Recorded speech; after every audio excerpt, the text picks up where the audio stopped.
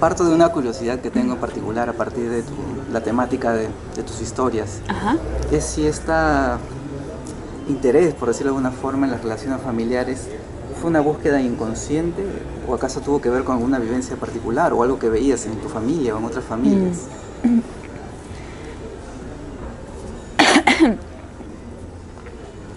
Se- Cuando publiqué Siete casas vacías, esta pregunta empezó a rondar bastante, ¿no? Sí.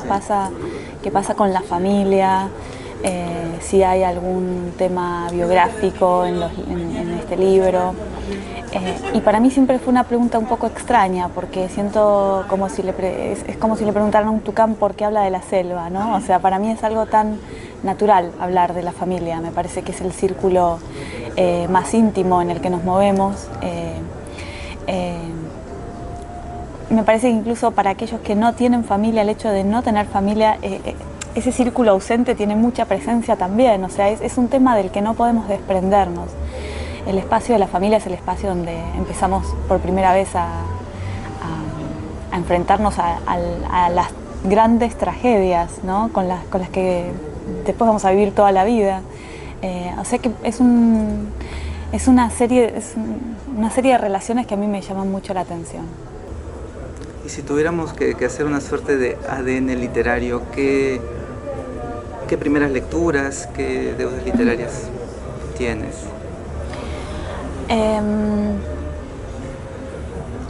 Bueno, al principio acudí a la biblioteca de mis padres, ¿no? Era una biblioteca que tenía, por ejemplo, muchísimos autores del boom latinoamericano, ¿no? Estaba ahí Gabriel García Márquez, Vargas Llosa, estaba Juan Rulfo. Después aparecieron autores como Cortázar, como Borges. Después tuve mi primer gran amor literario, que fue con Adolfo Bioy Casares, con Antonio Benedetto también. Y después apareció la línea norteamericana, que es una línea con la que yo creo que aprendí a escribir, ¿no? Es una línea que leí con mucha atención.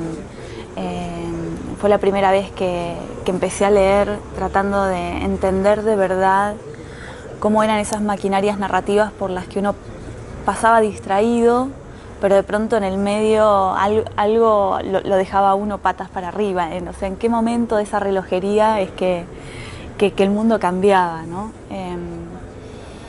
Y por supuesto después con los talleres literarios y las amistades literarias aparecieron nuevas lecturas, ¿no? Eso más o menos. Tú has publicado una novela, pero esencialmente eres cuentista. Y en Argentina hay una fuerte tradición del cuento. Sí. Pasaríamos bastante tiempo enumerando nombres, Borges, Cortázar, en fin, ¿no? ¿Cómo es tu contacto? ¿Cómo definirías tu condición de cuentista? Un gran escritor argentino es sobre todo un cuentista, ¿no? Que después eventualmente escribe o no una novela.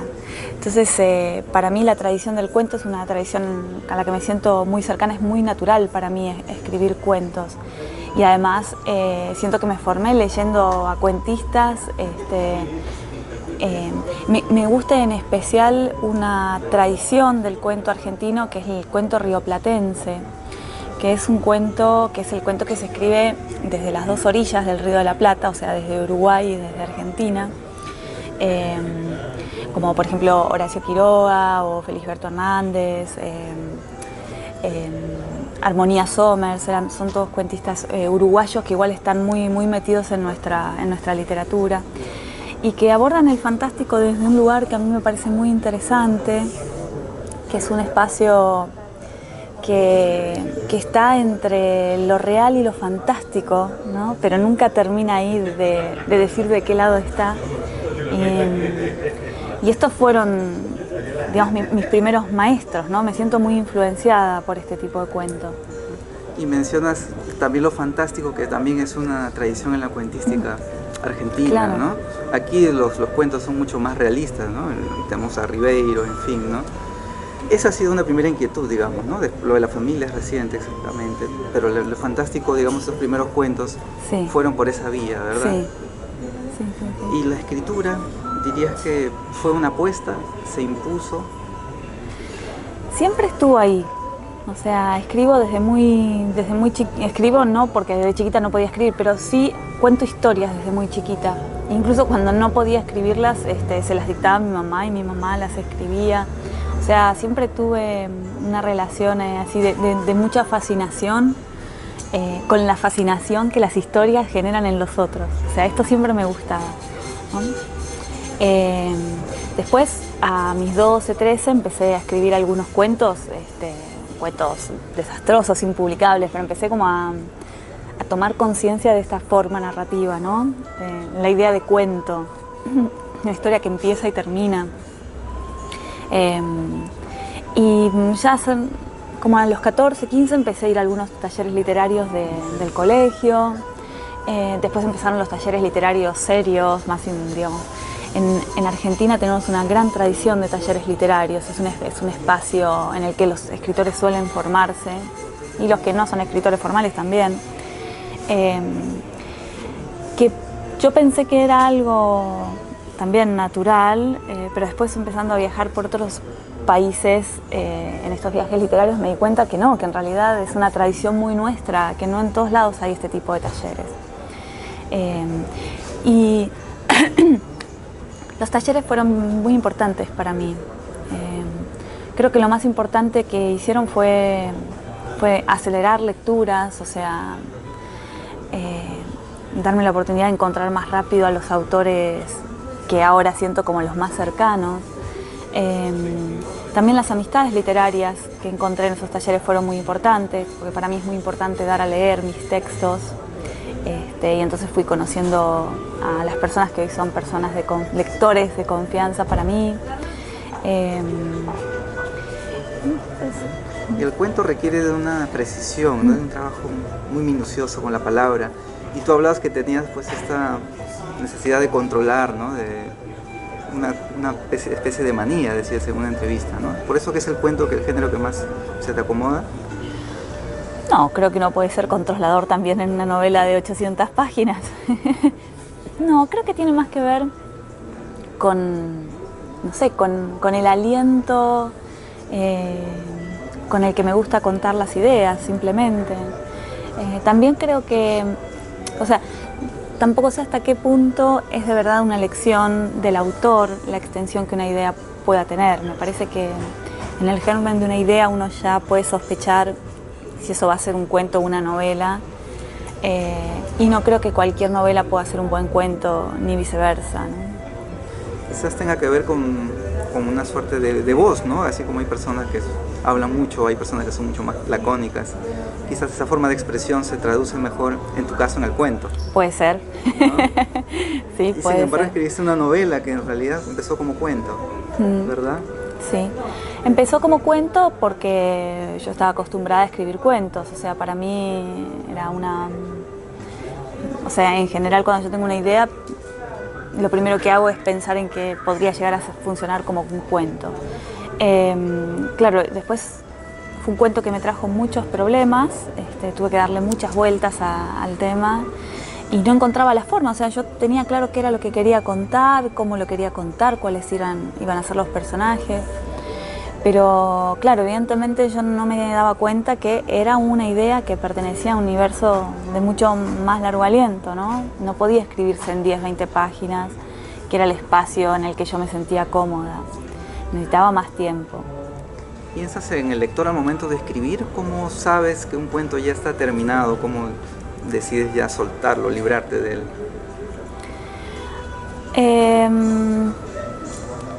No sé, hay una sensación de... O sea, yo trabajo mucho como lectora cuando escribo. O sea, trato de mirar el cuento de los dos lados, ¿no? Del lado del escritor, también del lado del lector. Y ese punto entre algo que está incompleto o completo, no sé por qué me resulta mucho más fácil encontrarlo del lado del lector, ¿no? O sea, llega un punto cuando un cuento empieza a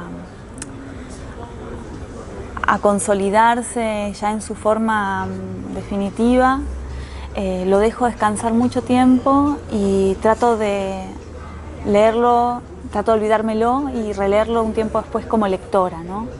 Y es esa lectora que se olvidó un poquito, que ya no se acuerda tanto. Por suerte soy una persona muy olvidadiza, entonces esto puede suceder rápidamente.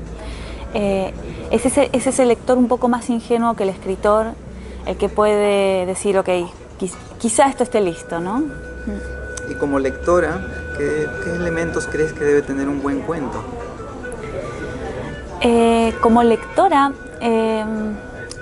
le exijo mucho al cuento, la verdad. O sea, un cuento, por supuesto, tiene que tener una travesía placentera, incluso cuando es un cuento terrible, porque el placer puede estar en lo estético, puede estar en el procedimiento del cuento, pero tiene que haber esa sensación de... Me tiene que dar gusto pasar por todo ese recorrido, ¿no? También tiene que transformarme en algún punto, o sea, tengo que entender algo nuevo o tengo que pensar algo en lo que antes no había pensado o preguntarme algo nuevo, o sea, tiene que haber algún tipo de revelación que de verdad me cambie. Y también es muy importante para mí como lectora saber que el tiempo que estoy invirtiendo en esa lectura va a tener de verdad algo a cambio importante, ¿no? Que no me están haciendo perder el tiempo y que cada palabra que está ahí está puesta por algo.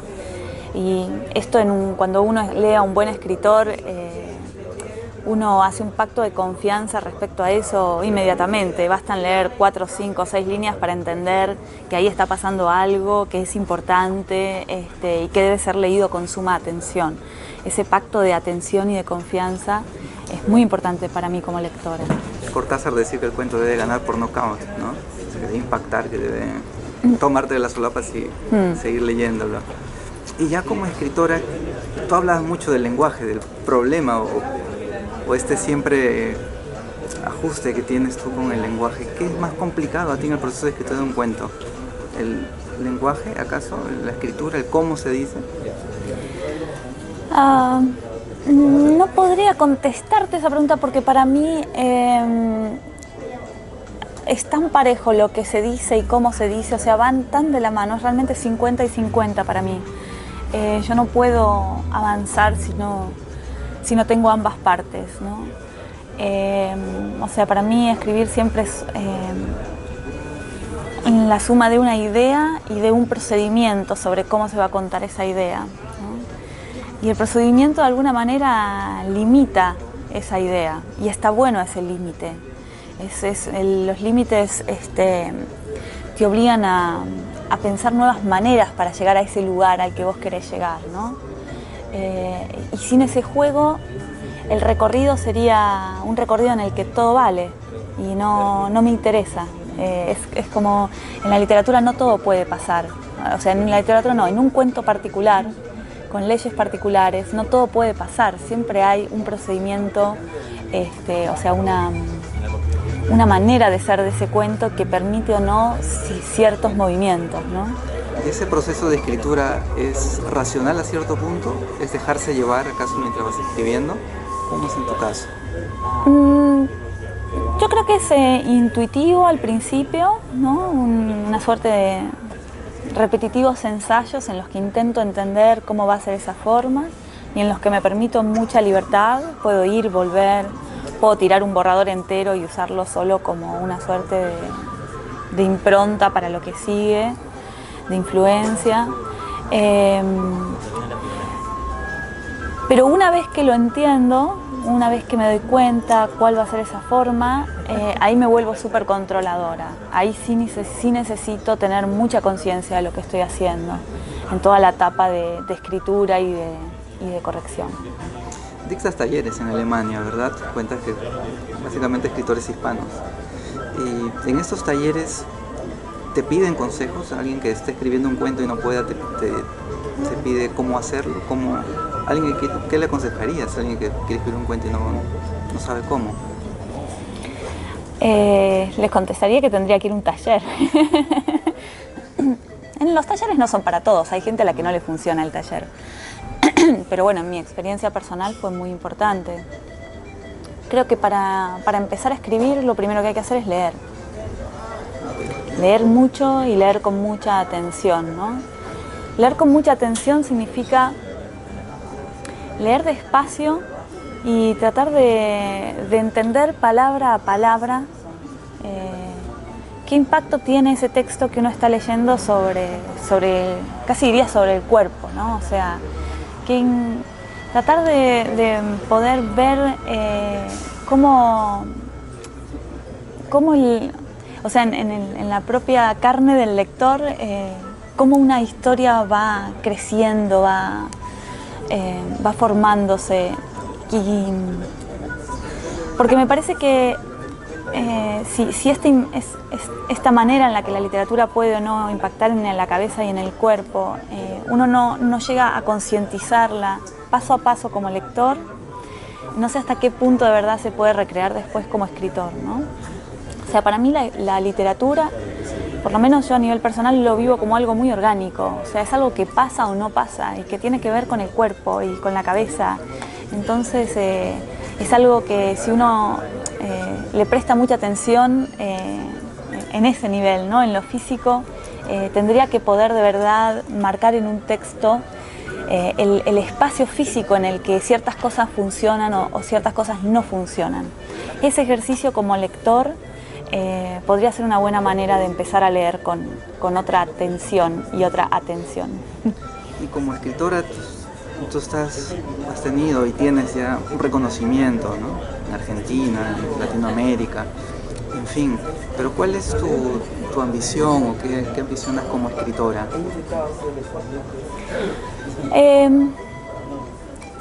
Quizá la ambición sea de continuidad, ¿no? O sea, es decir, para mí hasta hace unos años la literatura ha sido un espacio de descanso casi, ¿no?